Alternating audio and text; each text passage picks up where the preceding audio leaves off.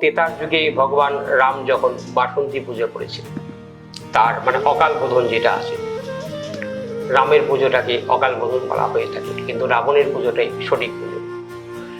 কিন্তু এই জায়গার ক্ষেত্রে চণ্ডীকে উদ্ধার করা হয়েছে, স্বয়ং রাবণ নিজে চণ্ডীকে নতুন করে আবিষ্কৃত করে সে চণ্ডী অধ্যয়ন, একমাত্র চণ্ডীর মানে উপস্থাপক চণ্ডী পাঠকে ছিলেন রাবণ। রাবণকে ব্রাহ্মণ বলা হতো কেন? সে রাক্ষস কুলে জন্মগ্রহণ করার পরবর্তীতে সে ব্রাহ্মণ কি করে হয়? ব্রাহ্মণ শব্দ অর্থাৎ ব্রহ্ম, যিনি ব্রহ্মকে জেনেছেন।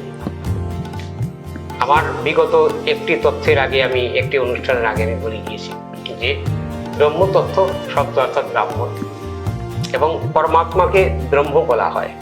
তিনি এক চিন্ময় সত্তা, এবং চণ্ডীতে বলা হয় যে তিনি এক চিন্ময় সত্তা, আদি সনাতনী ব্রহ্মরূপা নারায়ণ, বিষ্ণুর বিষ্ণায়নী, তুমি কে সে ব্রহ্মা বিষ্ণু মহেশ্বর কি সৃষ্টির আদিতি সৃষ্টি করিয়াছ, এই আদিমাতা জগদীশ্বরী জগদম্বে দুর্গে দুর্গতি নাশিনী, তোমাকে বারবার নমস্কার।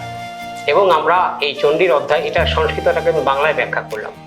ইয়াবি সর্বভূতেষু মাতৃরূপেণ সংস্থিতা নমোস্তস্যৈ নমোস্তস্যৈ নমো নমঃ। এবং রূপম দেহি যশো দেহি দিশো জহি, অর্থাৎ রূপম দেহি শব্দ অর্থাৎ রূপ প্রদান করো, যশো দেহি শব্দ অর্থাৎ যশ প্রদান করো,